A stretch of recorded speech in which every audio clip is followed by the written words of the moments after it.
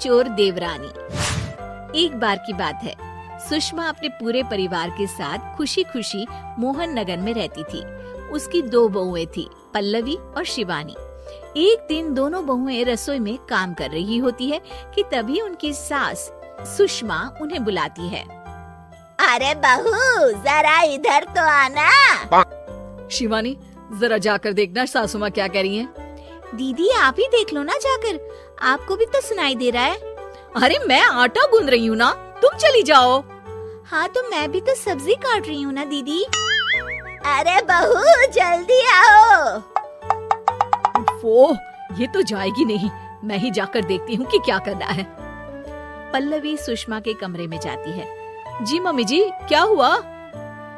शाम को घर पर कुछ मेहमान आने वाले हैं, तो तुम अच्छा सा खाना बना लेना बहू। ठीक है मम्मी जी, आप बता दीजिए क्या क्या बनाना है और कितने लोग आ रहे हैं। सुनील की मौसी जी और उनका पूरा परिवार आ रहा है। कुल मिलाकर 3 लोग और हमें मिलाकर हुए 9 लोग। तो अभी से ही तैयारी करना शुरू कर दो। और हाँ, घर की सफाई भी कर देना, हाँ अच्छे से। जी मम्मी जी, सब काम हो जाएगा, आप चिंता मत कीजिए। पल्लवी शिवानी को घर में मेहमान आने वाले हैं इसके बारे में बताती है। क्या 9 लोगों का खाना बनाना होगा, घर की सफाई करनी है? बाप रे, सासू माँ ने तो हमें घर की नौकरानी ही समझ कर रखा है। ऐसा नहीं बोलते शिवानी, हम इस घर की बहू हैं और घर के काम करना हमारा फर्ज है। दीदी तो है ही सासू माँ की चमची, जब देखो सासू माँ सासू माँ। मैं तो इतना सारा काम नहीं करने वाली। शिवानी कपड़े लेकर गमला साफ कर रही होती है और चक्कर आने का नाटक करने लगती है। मेरा सर चकरा रहा है। तभी वहाँ पल्लवी और सासू माँ जाते हैं। अरे बहू, क्या हो गया तुम्हें? मम्मी जी, बहुत तेज सर में दर्द हो रहा है। तुम एक काम करो शिवानी, आराम कर लो। नहीं नहीं दीदी, घर में मेहमान आने वाले हैं, मुझे आपकी मदद करनी चाहिए। अरे कोई बात नहीं शिवानी, तुम आराम कर लो, मैं सब काम कर लूंगी। ठीक है दीदी, अगर आप इतना कह रही हैं तो आराम कर लेती हूँ। शिवानी आराम से अपने कमरे में मैगजीन पढ़ रही होती है। इसे कहते हैं आराम की जिंदगी।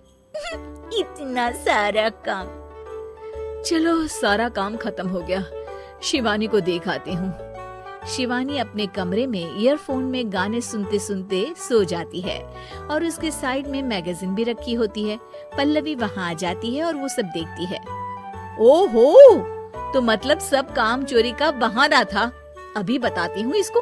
घर का सारा काम मुझे करना पड़ा और ये महारानी यहाँ मैगजीन पढ़ रही है, गाने सुन रही है। पल्लवी रसोई से एक प्लेट और चम्मच लेकर आती है और शिवानी को थाली बजाकर उठाने लगती है। शिवानी अचानक से उठती है। उठ गई महारानी, गाने भी सुन लिए, मैगजीन भी पढ़ ली। तुम तो बहुत बड़ी झूठी निकली शिवानी। तुमने सर दर्द का बहाना बनाया ताकि काम करने से बच सको। हाँ बनाया बहाना, तो क्या करती, इतने सारे काम करती। मुझे कोई शौक नहीं है चापलूसी का। क्या चापलूसी? तुम्हें लगता है कि मैं सारे काम चापलूसी के लिए कर रही हूँ? नहीं तो क्या। तभी वहाँ सासू माँ आ जाती हैं। अरे बहू, वो लोग बस आने ही वाले हैं, तुम तैयारियां कर लो। जी सासू माँ, तुझे तो मैं बाद में देखती हूँ। सब खाना खाने बैठते हैं और खाना शुरू करते हैं। तभी सुनील की मौसी बोलती है। वाह भाई वाह, खाना तो बहुत ही अच्छा बना है सुषमा जी, एक एक चीज में क्या स्वाद है। ये सुनकर शिवानी मुंह बना लेती है। उसे अपनी जेठानी की इतनी तारीफ रास नहीं आती। आपकी बहुएं तो बहुत ही अच्छा खाना बनाती है।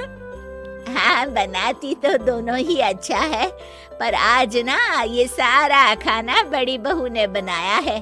छोटी बहू की तबीयत ठीक नहीं थी, सो इसलिए। मानना पड़ेगा सुषमा जी, आपकी बड़ी बहू तो बहुत ही गुणवान है। पल्लवी की तारीफ सुनकर शिवानी को जलन होती है। पल्लवी ये सुनकर खुश हो जाती है और शिवानी की तरफ देखकर उसे चिढ़ाती है। कुछ देर बाद मेहमानों के जाने का वक्त हो जाता है। मौसी जी सबके लिए उपहार लाई होती है। वो सबको शगुन के पैसे देती हैं और अंत में पल्लवी के पास आती है। तुम्हारे लिए शगुन का लिफाफा तो है ही, पर बहू तुम्हें एक और उपहार भी मिलेगा इतना अच्छा खाना बनाने के लिए। मौसी अपने सोने के कंगन निकालकर पल्लवी को पहना देती है। ये लो, ये मेरे मनपसंद कंगन है, अब से ये तुम्हारे हुए। धन्यवाद मौसी जी। ये देखकर शिवानी तो पूरी तरह से जल जाती है और गुस्से से रसोई में चली जाती है। तभी वहाँ पल्लवी आ जाती है और उसे अपने कंगन दिखाने लगती है। देवरानी जी, अब आपका सर दर्द ठीक तो है ना? मुझे लगता है कि अब सर दर्द शुरू हो गया होगा आपका।